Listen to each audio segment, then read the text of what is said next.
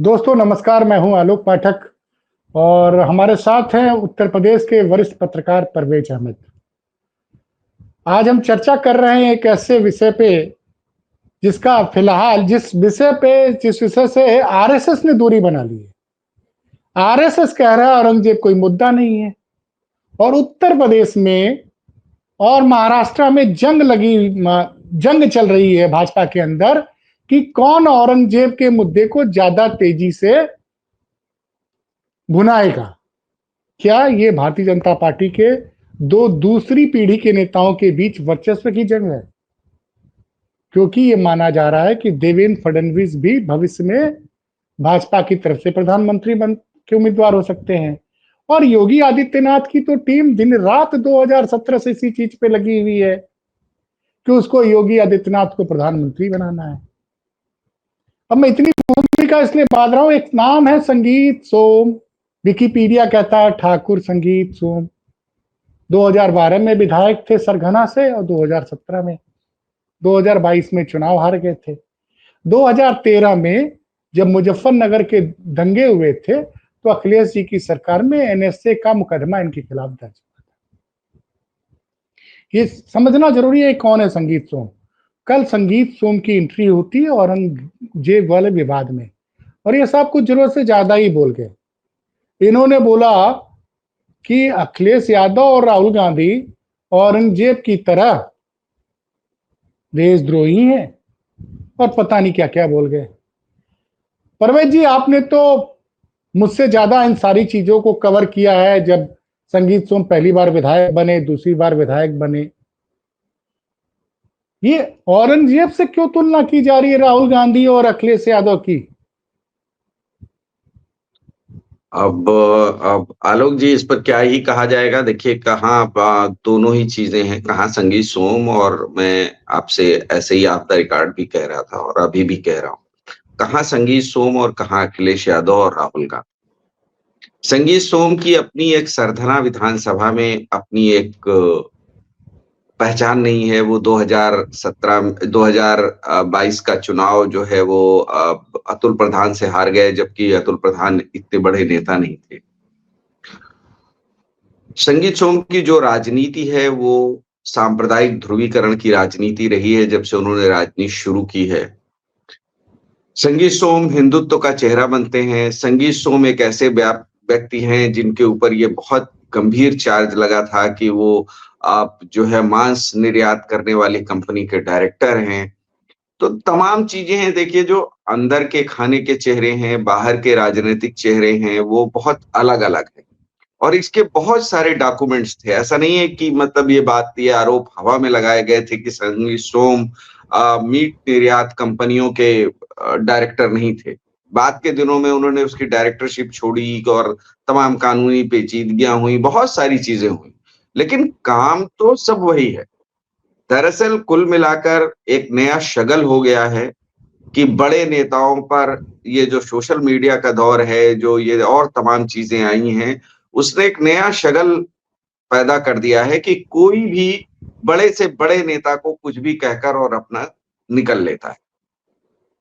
राहुल गांधी और अखिलेश यादव एक बड़े नेता हैं जो अपने तरह की एक अलग राजनीति करते हैं। कम से कम ये दोनों नेता डिवीजन की पॉलिटिक्स नहीं करते।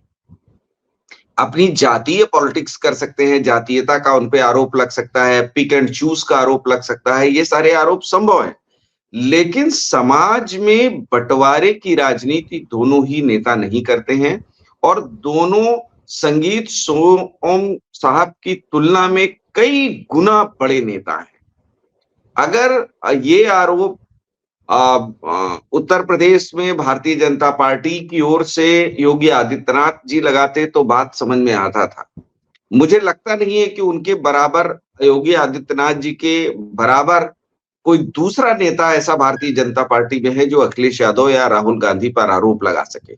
दोनों, वो उत्तर प्रदेश में तीन ही बड़े नेता आज की तारीख में दिखाई देते हैं अपनी अपनी विचारधाराओं के। उसमें एक नंबर मायावती हैं जो सबसे आगे हैं, दूसरे नंबर पर योगी आदित्यनाथ और अखिलेश यादव कमोवेश, कभी उनके वोट ज्यादा, कभी उनके वोट ज्यादा, लेकिन यही तीन नेता हैं और इन पर अगर मैं आरोप लगाऊं कि वो ऐसे हैं और वो और कोई पूर्व विधायक इस तरह के आरोप लगाए, मुझे लगता है आलोक जी ऐसे लोगों को महत्व नहीं मिलना चाहिए। कुछ हम लोग भी ऐसे लोगों की डिवीजन की पॉलिटिक्स करने वाले लोगों को महत्व देकर कुछ ज्यादा ही इनको अहमियत दे देते हैं आलोक जी।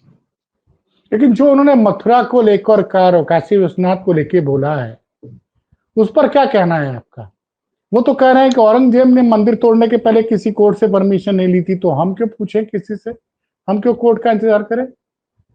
आलोक जी मैंने उनका बयान सुना। दरअसल देखिए ऐसा होता है कि जब तार्किक क्षमताएं व्हाट्सएप यूनिवर्सिटी ने, ट्विटर ने और तमाम तरह के नरेटिव्स ने, जो एक तरह की एक बड़ी टीम है जो लोगों के जहन में बार बार कुछ चीजें भरती है, उससे लोगों के जहन की तर्क क्षमता जो कम होती है, वो उसका फायदा उठाने वाली जो राजनीति आई है वो उसका असर है। जब औरंगजेब ने ये सब काम किया, मंदिर तोड़े, दान दिया, मस्जिद तोड़े, जो भी उसने किया, उसने मस्जिदें भी तोड़ी हैं, ऐसा नहीं है कि उसने खाली मंदिरें तोड़े हैं, मस्जिदें भी तोड़ी हैं। तो जब उसने ये सारी हरकतें की, तब किंगडम थी देश में, राजतंत्र था, लोकतंत्र नहीं था। संगीत सोम ये भूल गए हैं कि उनके ऊपर जब एनएसए लगाया गया तो इसी भारत की अदालत ने, तो वो तय कर लेते ना कि मुझे मेरा एनएसए ना हटाया जाए और भारत की अदालत पे ना जाते, अपने बल पर अपने अपने डिवीजन पॉलिटिक्स से उसको हटा अलग करा लेते ना। लेकिन उन्होंने अपना एनएसए तो कोर्ट से ही खत्म कराया ना, और इसी अखिलेश यादव की सरकार में खत्म हुआ था ना ये, क्या कहते हैं, एनएसए। अखिलेश सरकार चाहती उस समय तो दूसरी बार एनएसए लगाती। कई मामलों में योगी आदित्यनाथ सरकार ने एनएसए क्वैश होने के बाद कई लोगों पर दोबारा एनएसए लगाया है, इसके ढेरों उदाहरण हैं। लेकिन अखिलेश यादव जी, मुझे ऐसा लगता है कि व्यक्ति के रूप में बहुत सरल नेता हैं, जो राजनेताओं के लिए क्रूरता और जो राजनेताओं के लिए हार्डशिप होनी चाहिए शायद अखिलेश यादव में नहीं है। इस यही वजह है कि उत्तर प्रदेश की पॉलिटिक्स में तमाम ऐसे लोग उभर कर सामने खड़े हो गए हैं जो समाज को विघटित करने की कोशिश कर रहे हैं। भारतीय परवेज जनता जी देखिए पार्टी की आप, या हिंदुत्व का जो सबसे बड़ी विचारधारा है राष्ट्रीय स्वयंसेवक संघ, उसके लोग बार बार ये बात कह रहे हैं कि हमारा मुद्दा औरंगजेब है ही नहीं, हम औरंगजेब पर बात ही नहीं करना चाहते। लेकिन ये जो छोटे छोटे लोग हैं, इन्होंने ये डिवीजन किया है, और संगीत सोम साहब को ये बात समझना चाहिए कि भारत में अभी लोकतंत्र है। नए भारत में जब वो लोकतंत्र खत्म करा लेंगे, मतलब उस दिशा में वो प्रोसेस कर रहे हैं, ऐसा नहीं है कि नहीं हो रहा है उस दिशा में प्रोसेस। हम तो आश्चर्यचकित हैं कि कल एक जज साहब ने एक फैसला दे दिया कि किसी लड़की का अगर अब उसके शरीर को छुआ जाता है, उसके शरीर को पकड़ा जाता है और उसके कपड़े फाड़ दिए जाते हैं, प्रयास किया जाता है, तो ये दुराचार का प्रयास नहीं है। तो ये किंगडम की तरफ ही लौटता हुआ देश है आलोक जी। तो जब किंगडम आ जाए, राजतंत्र आ जाए, तो संगीत सोम साहब बिल्कुल बेधड़क होके जाके मस्जिदें तोड़े और मंदिर बनाए, या मंदिर तोड़े मस्जिद बनाए, जिसका जो मनाए, फिर तो किंगडमशिप आ ही जाएगी, जो चाहे वो करे आलोक जी। परवे परवेज जी एक सवाल है, बार बार कई जगह लोगों से सुन रहा है, योगी जी ने भी बयान दिया है, क्या सही में लोग अपने बेटे का नाम औरंगजेब नहीं रखते हैं अब?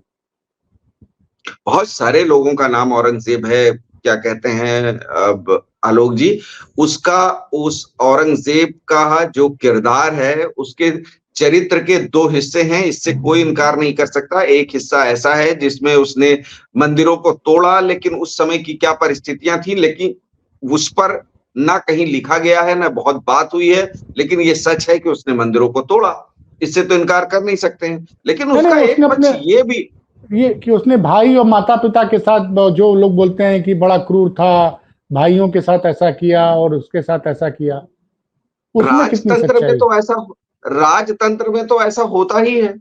राजतंत्र से तो आप इनकार कर नहीं सकते। राजतंत्र में तो तलवारों की ताकत होती ही है। महाराणा प्रताप के अपने सगे भाई ने उनके खिलाफ क्या कहते हैं, अकबर से हाथ मिलाने की कोशिश की थी। क्या ये सच नहीं है? तो ये राजतंत्र तो ऐसे ही चलता है आलोक जी। ये कोई डेमोक्रेटिक एंगल तो है नहीं कि जनता के वोट से किसी को राजा बना दिया गया। वहां तो तलवारों और अपनी शक्ति, अपनी कूटनीति, अपनी क्रूरता, के बल पर ही सत्ता हथियाई जाती थी। वो जो भी राजा रहता था वो ऐसा ही करता था। तो औरंगजेब को लेकर इस बात पर तो बहस बिल्कुल होनी चाहिए कि उसने बहुत सारे मंदिरों को तोड़ा, बहुत सारी चीजों को ऐसा किया, ऐसे कुछ लोगों की भावनाएं आहत हुई। लेकिन 300 साल बाद उस मुद्दे को उभार कर आधुनिक भारत के विकास को क्यों रोकने की कोशिश हो रही है दोनों पक्षों से, ये बहुत खतरनाक विषय है और इस पर जरूर मंथन होना चाहिए। ये एक पक्ष का विषय नहीं है, दोनों पक्षों का विषय है। और जो मुसलमान पत्थर लेकर निकले, उन्हें क्या जरूरत पड़ी थी? औरंगजेब उनके बाप थोड़ी हैं कि या उनके नस्ल के थोड़ी हैं जो उन्हें ऐसा करने की आवश्यकता पड़ गई थी। तो ये दोनों तरफ से ये सारी चीजें हो रही हैं। ये डेमोक्रेसी में वोटों को, बहुसंख्यक वोटों को अपने तरफ लाने की एक पॉलिटिक्स है आलोक जी, वो आगे भी होती रहेगी। नहीं, एक चीज मैं पढ़ रहा था, हमारे साथी हैं पुराने साहिल जोशी, उनकी रिपोर्ट पढ़ रहा था। वो नॉर्मली तथ्यात्मक बात कहते हैं। नागपुर, मैंने भी नहीं सुना कि नागपुर में कभी हिंसा रही हो, बहुत शांतिपूर्ण शहर रहा है। अब आलोक जी नागपुर बिल्कुल में सही बवाल हो बात जा है, रहा है। नागपुर में कभी हिंसा नहीं थी। नागपुर में सांप्रदायिक हिंसा का इतिहास बहुत लंबा नहीं है, कभी छुटपुट घटनाएं हुई हैं। और कल भी जो हुआ है वो बहुत बड़ी घटना नहीं हुई है। आपको जो दिखाई दे रहा है या जो बात हो रही है या जिस पर पूरी दुनिया में चर्चा हो रही है, वो उतना बड़ा भी उपद्रव नहीं है। उपद्रव हुआ है, इसमें कोई शक नहीं है। और ऐसे उपद्रव तो मतलब मैं माफी के साथ कह रहा हूं, ऐसे होने नहीं चाहिए, लेकिन इस तरह के उपद्रव तो रोज ही होते रहते हैं। इससे बड़े उपद्रव तो बहराइच में हो गया, संभल में हो गया, इसकी कोई चर्चा पूरी दुनिया में हो रही है क्या? ये लेकिन योगी आदित्यनाथ भी औरंगजेब पे बयान दे रहे हैं। औरंगजेब कहां से अचानक से मुद्दा बन गया? एक फिल्म की वजह से, एक फिल्म आती है जिसमें औरंगजेब के किरदार को लेके कुछ नेगेटिव कमेंट्स होते हैं, नेगेटिव। मैंने फिल्म देखी नहीं, फिल्म में बहुत कम देखता हूं, न समय है न पैसा है। देखिए साफ बोल दूं, दर्शकों को कोई भ्रम ना हो, पैसे भी नहीं भैया कि जाके 100 रुपया बर्बाद करूं। लेकिन फिल्म की वजह से कंट्रोवर्सी हुई। अबू आजिम आते हैं, अचानक से बयान दे देते हैं। अब वो समझ में नहीं आ रहा, अबू आजिम को उस पर बयान, पहले बयान देते हैं, औरंगजेब की तारीफ करते हैं, फिर उस बयान को पे माफी भी मांग लेते हैं। तो उसके फिर क्यों इतना बवाल मचा जा रहा है? मैंने एक दिन आलोक जी कहा था कि जब इस तरह के नेता कंट्रोवर्शियल विषय पर बोलते हैं तो उनका अतीत और उनकी परिस्थितियां जरूर देखनी चाहिए। मैं जानना चाहता हूं कि उत्तर प्रदेश में या समाज को ये पता करना चाहिए, मुस्लिम समाज को खास करके पता करना चाहिए कि अबू आसिम आजमी भारतीय जनता पार्टी के विचारधारा से जुड़े हुए लोगों के साथ उत्तर प्रदेश से लेकर बंबई तक क्या क्या कारोबार कर रहे हैं। मैं जानना चाहता हूं कि ईडी में मुकदमा दर्ज होने के खिलाफ पर जरा जरा से छोटे छोटे लोगों को जेल भेजने वाले मामलों में या कार्रवाइयां करने, जब्ती करने वाले मामले में, जो सांप्रदायिक नहीं है, बेईमान हो सकते हैं, गुंडे हो सकते हैं, लेकिन सांप्रदायिक नहीं है, उन पर कार्रवाइयां करने वाली सरकार ने अबू आसिम पर ईडी के मुकदमे दर्ज होने के बाद कार्रवाई क्यों नहीं की? उनकी संपत्तियां क्यों जब्त नहीं हुई? उन पर क्यों कार्रवाइयां नहीं? कौन संरक्षण दे रहा है उनको? क्या उत्तर प्रदेश में भारतीय जनता पार्टी की सरकार नहीं है? क्या मुंबई में भारतीय जनता पार्टी की सरकार नहीं है या नहीं थी? क्यों अबू आसिम पर कार्रवाई नहीं की गई? उनकी संपत्तियां क्यों जब्त नहीं हुई? बनारस में किसके साथ उनके कारोबार चल रहे हैं? गाजीपुर में उनके साथ किसके कारोबार चल रहे हैं? लखनऊ में किसके साथ चल रहे हैं? मुंबई में किसके साथ चल रहे हैं? कौन लोग हैं नहीं, वो? मैं अबू आजिम तो एक जमाने में बनारस में एक शाहपुरी मॉल बना था भाई। मैं थोड़ा बहुत अबू आजिम को जानता हूं, और अबू आजिम के जो बनारस में पार्टनर हुआ करते थे, गणेश गुप्ता, जो समाजवादी पार्टी के मुंबई के बड़े नेता थे, तो मैं गणेश गुप्ता को भी जानता हूं। शाहपुरी मॉल का शिलान्यास मेरे सामने हुआ, बना। अमर सिंह भी बड़े करीबी थे। तो व्यापार करने में क्या बुराई है? बहुत से लोग अलग अलग राजनीतिक विचारधारा के होते हैं, वो एक दूसरे के साथ व्यापार करते हैं। तो ये कोई पहला एग्जाम्पल थोड़ी है भाई। कोई आदमी अगर साड़ी बना रहा है, कोई आदमी अगर दूध का, घी का, किसी चीज का व्यापार कर रहा है, तो धर्म देख के थोड़ी उसको डिस्ट्रीब्यूटर और डीलर बनाएगा। आलोक भाई साहब, मैं यही तो पूछ रहा हूं कि छोटे कारोबार, जिन लोगों के ऐसे कारोबार नहीं थे, जिनके ऐसे संबंध नहीं थे भारतीय जनता पार्टी के नेताओं के साथ, उन पर इतनी तेज कार्रवाइयां हो रही हैं या होती हैं, तो अबू आसिम आजमी के खिलाफ ईडी ने जब इतना सब कुछ पा लिया तो कार्रवाई क्यों नहीं हुई? कौन लोग हैं उसके पीछे? मैं यही तो पूछ रहा हूं। तो मैं तो ये पूछ रहा हूं कि अबू आसिम, मेरे तो कहने का सिर्फ आशय ये है, जो मैं बहुत अभी तक खुलकर नहीं कह रहा था, कि क्या अबू आसिम ने औरंगजेब पर स्पॉन्सर्ड बयान जारी किया है? मेरा तो सवाल ये है। मतलब आपका कहना है कि भाजपा को ये भाजपा का गेम प्लान है, भाजपा और अबू आसिम मिले हुए हैं, बिल्कुल, आप ये कहना चाहते हैं? मैं तो ये यही और कहना कौन चाहता स्पॉन्सर हूं। करेगा? मैं तो यही कहना चाहता हूं। मैं तो पूछना चाहता हूं, मैं तो आपको और उदाहरण देना चाहता हूं कि कुंभ में एक मौलाना बाहर निकल के आए और उन्होंने बताया कि ये तो वक्फ की जमीन है। उसके बाद माहौल एकदम गर्मा गया। माहौल जो शांत था, जो कुंभ को लेकर सभी धर्मों में आस्था थी, सब लोग कुंभ में मदद कर रहे थे, अचानक वक्फ निकल के आ गया। मुख्यमंत्री ने उस पर बोला और उसके बाद फिर तमाम लोगों ने बोलना शुरू कर दिया वक्फ को लेके। समाज में दूरियां पैदा हो गई। ये वो मौलाना कौन था? और इस मौलाना को उसके बाद उसकी आर्थिक स्थितियों में कैसे बढ़ोतरी हुई, मैं ये जानना चाहता हूं। तो मैं तो ये कह रहा हूं कि कम्युनिटी में, मुस्लिम कम्युनिटी में ढेरों जयचंद हैं जो समाज को ऐसी जगह ले जा रहे हैं जहां से आम, शरीफ, पढ़े लिखे, औसत गरीब मुसलमानों का, और गरीब मुसलमान निशाने पर आ गया है। उनका कारोबार भी रुक गया है, उनका व्यापार रुक गया है, उनकी नौकरियां रुक गई हैं। ये चंद मुसलमान जयचंदों की तरह मुसलमानों के अंदर हैं। आलोक जी, नहीं, ये जो आप बात कर रहे हैं, मैं अभी बयान पढ़ रहा था, आरएसएस के मुख्य प्रवक्ता ने कल कहा था कि औरंगजेब कोई मुद्दा ही नहीं है, और फिर भी इस देश में औरंगजेब। और आप कहते हैं कि योगी आदित्यनाथ संघ की शक्ति से लैस हैं, आपके हर ट्वीट में लिखा रहता है।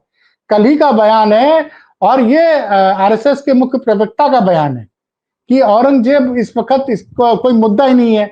तो योगी आदित्यनाथ ने फिर बहराइच में काम औरंगजेब पे बोला है। ये थोड़ा समझ के परे है सर, ये चल क्या रहा है? देखिए आलोक जी, राजनीति सामने और पर्दे के पीछे अलग विषय होती है। मुख्यमंत्री योगी आदित्यनाथ औरंगजेब नाम नहीं ले रहे हैं। आज उन्होंने जो कहा वो आक्रांताओं कहा। आज उन्होंने औरंगजेब का नाम नहीं लिया।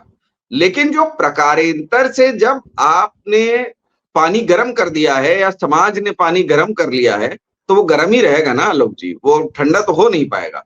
और उसके बिटवीन द लाइंस तो लोग समझने लगते हैं ना। बाकी बचा कुचा काम हम लोग कर देते हैं, उसका विश्लेषण कर करके। कल कल हमारे, आप भी जानते हैं, हमारे एक साथी हैं, आप भी जानते हैं, अभिषेक उपाध्याय, उन्होंने संगीत सोम के बयान के बाद एक ट्वीट किया, और ये ट्वीट पढ़ा जाना चाहिए, और ये ट्वीट जनता पूछे। उन्होंने पूछा है कि जब आप बनारस और मथुरा में उन्होंने लिखा, बस ध्वस्त करने और लाठी गोली खाने के इस बवाल बट्टे वाले काम में ये न ये जाएंगे, न इनके परिवार का कोई सदस्य। आप समझिए, जब उन्होंने कहा था कि हम मथुरा में भी अपना हक ले लेंगे, बनारस में भी अपना हक ले लेंगे। संगीत सोम के बयान को एक मनीष पांडे नामक पत्रकार ने ट्वीट किया, उस पर अभिषेक उपाध्याय ने लिखा है, और इसकी चर्चा नहीं हो रही, होनी चाहिए, कि बस ध्वस्त करने और लाठी गोली खाने के इस बवाल बट्टे वाले काम में न ये जाएंगे, न इनके परिवार का कोई सदस्य। वो आलीशान घरों में रहेंगे, महंगी गाड़ियों से चलेंगे, विदेशों में शिक्षा लेंगे, और नेताजी ऐसे ही जोरदार और भड़काऊ भाषण के जरिए मंच से ही काशी, मथुरा से लेकर अल्जीरिया, अल्बानिया और अफगानिस्तान तक सब फतह कर लेंगे। शेष चुनाव हारने के बाद भी इन्हें सिक्योरिटी की गारंटी देने के लिए धरती के कई न्याय ईश्वर तो है ही हैं, ये अपनों का बहुत ख्याल रखते हैं। अब क्या कहते हैं आलोक जी, इसमें कोई संदेह है क्या? मैंने तो अभी इन दिनों आपने आरोप लगाया कि अबू आजिम स्पॉन्सर्ड बयान दे रहे हैं, तो अभिषेक उपाध्याय ने बोल दिया। मैं तो कह ही रहा हूं कि ये तो सारी जनता, ये सारे नेता सिक्योरिटी में रहेंगे, इनकी औलादे विदेश में पढ़ेंगी। आप मुझको बताइए, मैं तो लोगों से रिसर्च के लिए कह रहा हूं कि आप शोध करके बताइए कि 1947 के बाद किस कल ही आपने ट्वीट किया नेता, मंत्री, बड़े नेता का बेटा बेटी सांप्रदायिक उन्माद में, दंगे में या उग्र लोकतांत्रिक आंदोलन में हिस्सा लेने के लिए खड़ा हुआ, छात्र आंदोलन में हिस्सा लेने के लिए खड़ा हुआ और उसके खिलाफ मुकदमा दर्ज हो गया। एक का उदाहरण बताइए तो आपको पूरे भारत में, मैं हिंदी पट्टी भर की बात नहीं कर रहा हूं आलोक जी, इंटायर भारत में यही स्थिति है। पर चूंकि हमारे देश में गरीबी है, हमारे देश में अगर 5 किलो अनाज नहीं मिले तो लोग भुखमरी के कगार पे पहुंच जाएंगे। तो जब समाज में ऐसी पॉवर्टी रहती है, तब इस तरह के भीड़ तंत्र का इस्तेमाल चतुर लोग करते हैं। वीर भोग्या वसुंधरा आप जानते हैं आलोक जी, और ये सब लोग वीर हैं, राजनीतिक वीर लोग हैं जो धरती का सुख भोग रहे हैं आलोक जी। नहीं सर, मैंने तो मायावती जी का बयान सुना है, और कि भैया हम नहीं चाहते कि ऐसे आंदोलन हो जिसमें हमारे कार्यकर्ता मुकदमे में फंस जाएं। मुकदमे में फंस जाएंगे तो हमारे कार्यकर्ताओं के पास इतना संसाधन नहीं है। वो एक नेता है जो कम से कम कहता है ना कि हम लीगल तरीके से, जो वैधानिक तरीके, उस तरह से आंदोलन करेंगे। वो विरोध करती हैं कि आप हिंसात्मक आंदोलन मत कराइए, भड़काइए मत। लेकिन सवाल ये उठता है कि जब ऐसे नेता बयान देते उनकी चर्चा मीडिया नहीं कर रहा है। अब आपने कल जो ट्वीट किया उसमें तो आपने सारे नेताओं की बात की, आपने ये नहीं कहा ना कि हिंदू या मुस्लिम, आपने तो पूरी नेता कम्युनिटी को खड़ा किया। मैं किसी एक की बात क्यों करूंगा आलोक जी, मैं तो सबका पूछ रहा हूं, सारे धर्मों के बारे में पूछ रहा हूं। कोई कोई कोई मुझे तो विस्तार करके बता दे कि मेरठ के किन किन मुसलमान नेताओं के साथ ये जो नेताजी ने, पूर्व विधायक जी ने बयान दिया जिसको लेके हम लोग चर्चा कर रहे हैं, उनके किसके किसके साथ संबंध है, और कौन किसके यहाँ आना जाना, उठना बैठना, खाना पीना है, कौन किसको एक दूसरे को बैकअप देता है, तो सब चीजें सामने आ जाएंगी। तो रही अब वो, चूंकि एक ऐसा विषय है कि हम लोगों ने इस पे चर्चा कर ली, लेकिन अखिलेश जी और राहुल गांधी से जोड़कर इतने छोटे नेता की चर्चा कम से कम नहीं की जानी चाहिए। नहीं सर, औरंगजेब से चर्चा की गई थी तो मैंने कहा भाई, इसलिए भाई नहीं, बयान हम लोगों ने चर्चा की, ठीक है। जनता को हम जो बातें कह रहे हैं वो इसलिए कह रहे हैं कि हमारे साथी, हमारे दर्शक इस बात को समझ पाए कि जिसका भी मन चल रहा है मुंह उठाकर, और जिसको जो भी चाह रहा है वो बोल दे रहा है।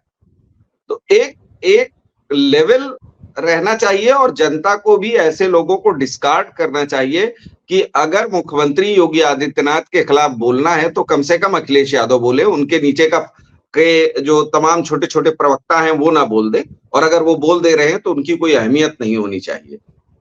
या अखिलेश यादव के खिलाफ कम से कम डिप्टी चीफ मिनिस्टर स्तर का कोई आदमी बोले तो बात समझ में आती है कि भाई राजनीतिक बातचीत है। लेकिन उससे नेता, भारतीय जनता पार्टी के छोटे छोटे प्रवक्ता अगर अखिलेश जी पर कोई टिप्पणी कर रहे हैं तो ये कदाचित उचित नहीं है। राजनीति में इस पे भी बात होने की जरूरत है।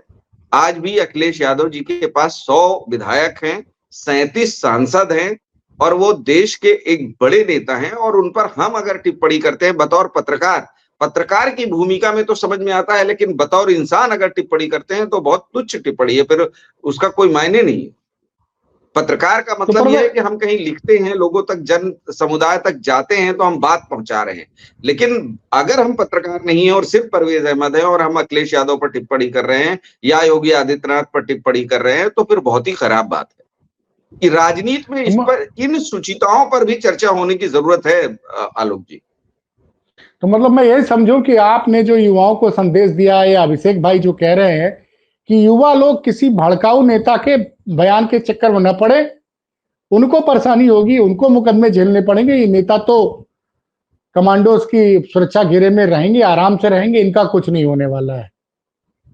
मेरा तो आलोक जी ये कहना है कि जो लोग हस्तक्षेप की भूमिका में हैं, जो लोग भी हस्तक्षेप की भूमिका में हैं और अपने आप को हस्तक्षेप की भूमिका में होने का दावा करते हैं, चाहे वो पत्रकार हो, चाहे वो नेता हो, चाहे वो सामाजिक कार्यकर्ता हो, चाहे वो एनजीओ चलाने वाला हो, उसे ऐसे लोगों के ऐसे बयान को भी एक्सपोज करना चाहिए।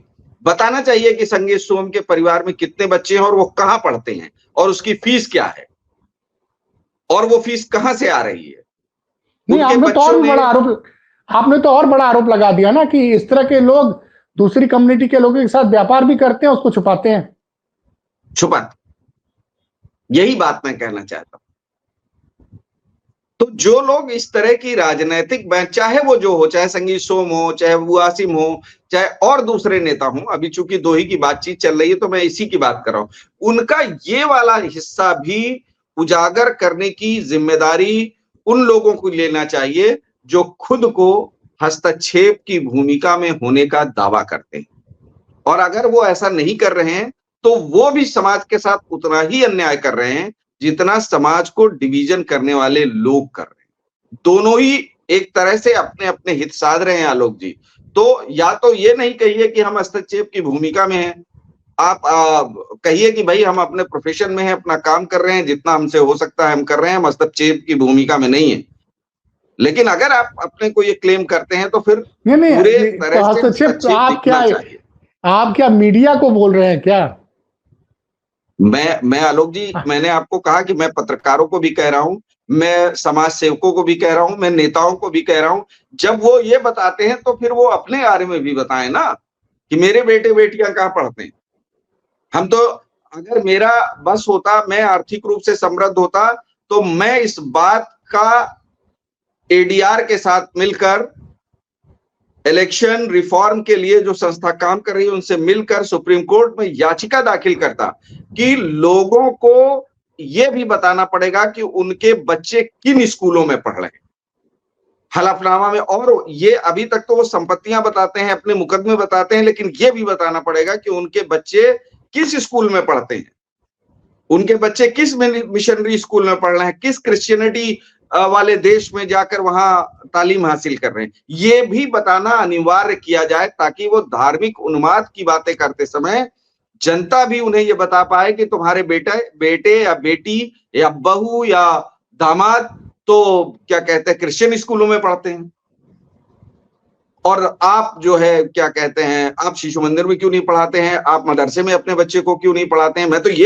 मैं चूंकि मैं आर्थिक रूप से संपन्न नहीं हूं और मतलब मेरी स्थिति ऐसी नहीं है कि मैं ये कर पाऊं, वरना मैं तो सप्लीमेंट्री लगाता, वो को वारंटो लगाता सुप्रीम कोर्ट में कि इलेक्शन कमीशन एक प्रोफार्मा ये भी बताए कि चुनाव लड़ने वाला प्रत्येक व्यक्ति ये बताए कि उसका बेटा बेटी बहू दामाद किन स्कूलों में पढ़ते हैं या पढ़े हुए हैं, उन स्कूलों का नाम, उनकी डिग्री और उनकी चीजें भी जाहिर की जाए। सांप्रदायिकता और उन्माद अगर रोकना है तो इस तरह से काम करना होगा आलोक जी। मतलब कुल मिला के शिक्षित बनिए और नेताओं की पूरी, आप चाहते हैं नेताओं की पूरी कुंडली जनता के सामने आनी चाहिए। हम पैसा नहीं कहते, हम पैसा, मैं आलोक जी एक बार फिर कहता हूं, मैं उनकी संपत्तियां नहीं पूछना चाहता हूं। पूरा बायोडाटा कि उनके बच्चे कहाँ पढ़ रहे हैं, उनका बेटा पता चला अमेरिका में इंजीनियरिंग कर रहा है और आपको वो सड़कों पे आप जा रहे हैं, पत्थर चला रहे हो, आप मुकदमा झेल रहे हैं, आपको चोट लग रही है। ये बताना अनिवार्य किया जाए। मैं तो यहां तक नहीं, मैं तो इससे भी ज्यादा एक आगे कदम की रिफॉर्म की बात कर रहा हूं। अगर ये मेरा वीडियो चल पाए और जनता समझ पाए इस बात को कि अगर कोई पार्टी के संगठन में भी आता है, प्रदेश अध्यक्ष बनता है, प्रदेश महासचिव बनता है, पार्टी की क्या कहते हैं अनुवांशिक संगठनों का पदाधिकारी बनता है, तो उसे भी इस बात का हलफनामा देकर सार्वजनिक करना चाहिए कि उसके बेटे बेटियां कहां पढ़ते हैं, किस स्कूलों में पढ़ते हैं। और उसकी, मैं नहीं कह रहा हूं कि अपनी आर्थिक स्थिति बताएं, पैसा नहीं, गाड़ी नहीं, मैं कुछ नहीं पूछना चाहता हूं, मैं तो सिर्फ तालीम का एंगल पूछना चाहता हूं कि उनके बच्चे कहां पढ़ते हैं। हमारे बच्चे तो क्या कहते हैं स्लम स्कूलों में पढ़ते हैं, आपके कहां पढ़ते हैं। चलिए सर, आपने बड़ी रोचक जानकारी दी और आपने उचित सवाल उठाए। उम्मीद है कि शायद कहीं से कोई चिंगारी जलेगी और इन सवालों पे कोई चर्चा होगी, कोई आपके साथ जुड़ेगा और आप सुप्रीम कोर्ट तक जाएंगे और इन सवालों को मतलब जनता को जानने का हक है। आपने जो समय दिया उसके लिए बहुत बहुत धन्यवाद परवेज जी। और आप हमसे जुड़े रहने के लिए सब्सक्राइब करें YouTube पर, फॉलो करें ट्विटर पर और लाइक करें फेसबुक पर। और ज्यादा जानकारी के लिए आपको टाइप करना होगा सिर्फ न्यूज नशा।